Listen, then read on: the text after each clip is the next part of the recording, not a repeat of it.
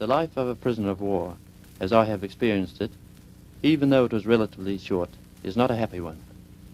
Under conditions such as some 1,100 British soldiers, including New Zealanders, Tommies, South Africans and a few Air Force, were forced to endure at Bardia, the German stronghold in Libya, things were anything but pleasant. It is something to our credit, however, that the majority came through the 5 weeks ordeal with honours. A few suffered ill effects and were taken away by hospital ship to Italy, there to receive proper medical attention. The duration of our period of active service was temporarily terminated on the morning of the 27th of November, 1941, when at City Aziz we were attacked by one of General Rommel's panzer divisions. Just as the sun came over the horizon, so did some 20 big tanks, armoured cars and motorised infantry. Most of us were just preparing to have breakfast when the blitz started at about 7:30. For about 1.5 hours we were under a constant shower of lead and shrapnel, and the only reply we could make was to fire blindly into the sun, with the hope of scoring direct hits on tanks or putting some of the enemy machine gunners out of action. The guns of the artillery to which I was attached were soon put out of action by direct hits, and we then took up the role of infantrymen in trenches. So great were the forces opposed to us that we were compelled to give in after the tanks had completely surrounded us. The wounded were immediately attended to by the field dressing station, while the rest of us were lined up preparatory to marching to our new quarters, a prison camp. Some of us were fortunate in being able to salvage our personal gear, but quite a number lost everything, and added to this fact, very few had time to have breakfast. When the action started, our little group had just cooked some sausages, and I was able to take my rifle and ammunition in one hand and finish my sausages with the other, all the time keeping under cover. We set off on our long march at about 12:30, escorted by German motorized cyclists with mounted machine guns, and these were constantly patrolling up and down the line of some 1,000 men. Little did we think as we set out that we would cover some 20 miles carrying all our gear, valise, haversack and blankets before we would get a chance of a good spell. We would stop for 5 minutes every so often, and after we'd gone over halfway we were given an hour's spell, but nothing to eat or drink. At about 9 o'clock that night we arrived at our destination, tired, footsore and weary, and as soon as we had been hustled into a very small enclosure, we just put our blankets down and slept on rocks.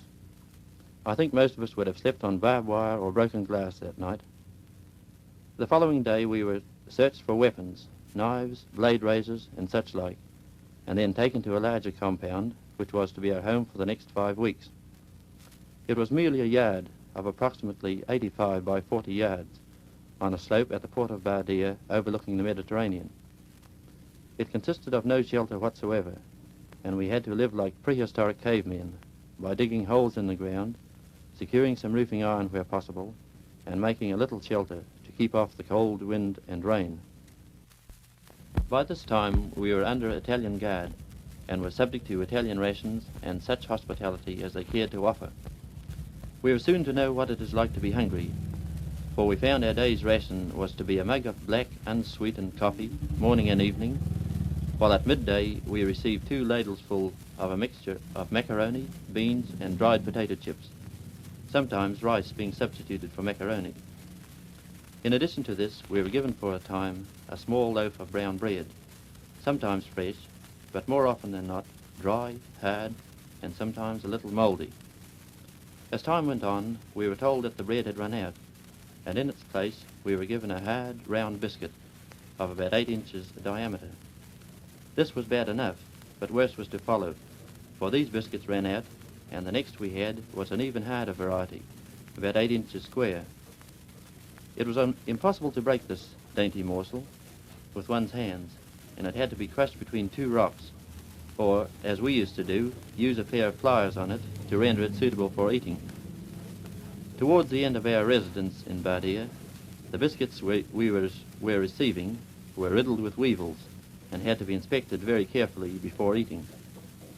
The water situation was very grim also, and this was brought each day by truck and used to arrive very irregularly, so that sometimes our cookhouse had plenty, other times it was short, depending on the amount of water available.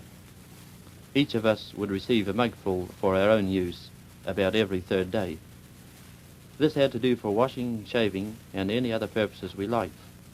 But as the weather was always cold and windy, we were not tempted to strip off for either washing or shaving, and in consequence we would go all native for days on end. Besides which, the beards and dirt helped to keep us warm, and that's what mattered. At nights we would get a cold wind blowing right on the compound, and as we were losing strength and vitality day by day through undernourishment, the winds seemed to get colder and colder. To make matters worse, we were only allowed one blanket per man, so in the majority of cases, two would sleep in one shelter with as much clothes on as possible, and so derive the benefit of two blankets and two greatcoats. Even then, it was bitterly cold. Then, during the night, we would get several showers of driving cold rain, which made things very uncomfortable. Some days we would have quite a bit of sunshine, but as it was in the middle of winter, there was not a great deal of heat in it, though it was very welcome when it did come out. Our cookhouse consisted of a row of fires between two lines of rocks, on which would rest the dishes for cooking the meals. These dishes were simply 44-gallon petrol drums cut in half, and the rice, macaroni, or coffee cooked in these. It was not an easy matter to cook for about 1,100 men under these circumstances, but we made the best of available material. The officers who were captured with us were not to be our companions for long, for they were taken away in small batches by medium of submarine to Italy. On December the 15th, there was great excitement in the camp when a ship was seen approaching the harbour. There were various conjectures as to what it was, and before it came to port, it was a merchant ship, supply ship, several different types of warship, until it was at last identified as a hospital ship. Many rumours were rife as to how many would be taken away, until it was announced that those who had been treated by the doctor for wounds and various ailments would be taken on board as sick. This immediately caused some concern, and I, for one, did not take too kindly to the idea, as I had been attending the doctor myself, and did not relish the thought of spending the rest of my time in Italy for the remainder of the war. They also balloted for other prisoners to make a full shipload, and about 300 of us were marched to the waterfront, ready to sail away.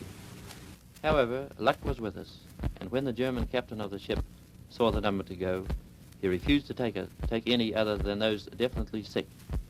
He spoke very good English and told us that if he took us, the British Navy would take us off and we would be in the front line again tomorrow. Only about 30 actually went, mostly to get good medical attention.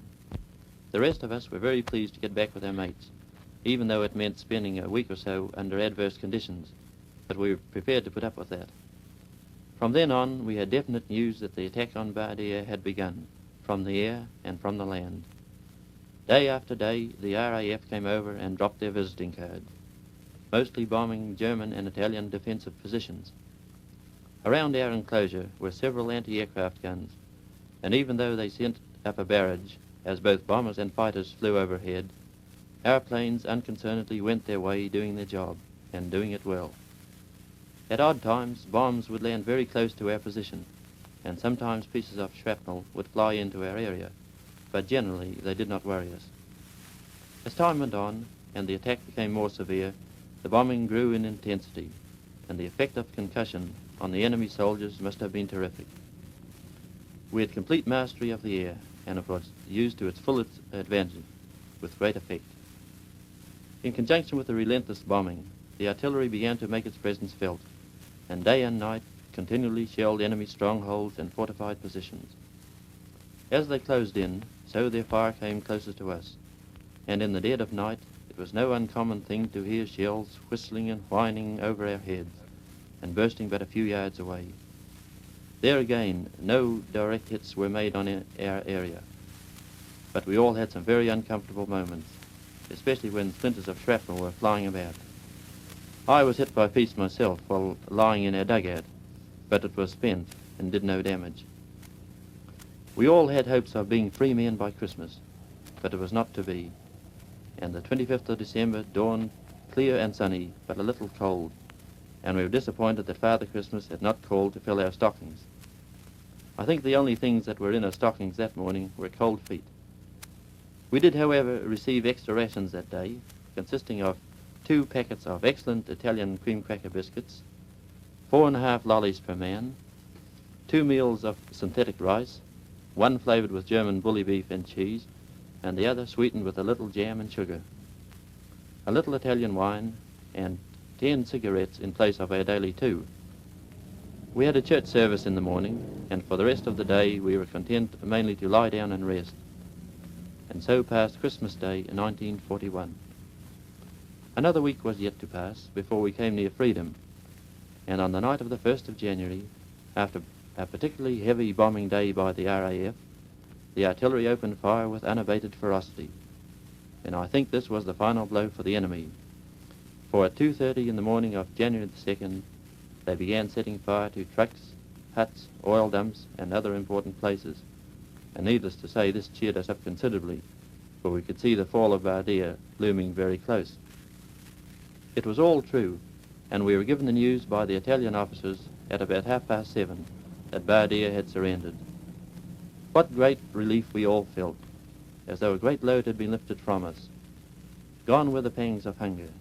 Gone were the aches and pains we felt through sleeping on the cold, hard ground, and in their place was a buoyancy of spirit, a sense of burden endured and endured well, freedom and expectation of better times.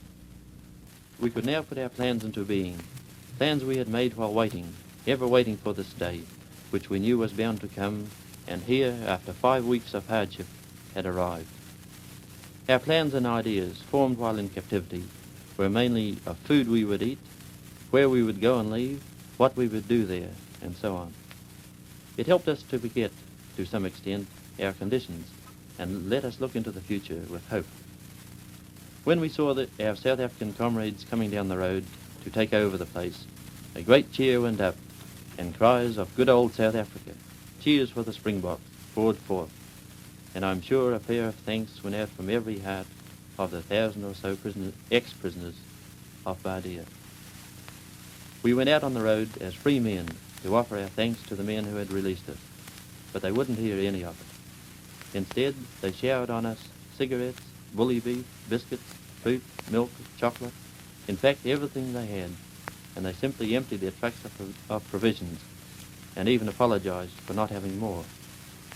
Such things were luxuries to us in our state, and were more appreciated then, and the manner in which they were given, than I can relate here. I cannot pay too high a tribute to the South Africans who entered Bardia that day, and gave us the treatment they did, putting themselves out to do well for us, and I am sure I am only voicing the opinions of all troops released that day, New Zealand, Tommies, Air Force, and South African. Another tribute I would like to pay to the Church of England Padre, the Reverend Mr. Palmer from Mount Albert, Auckland.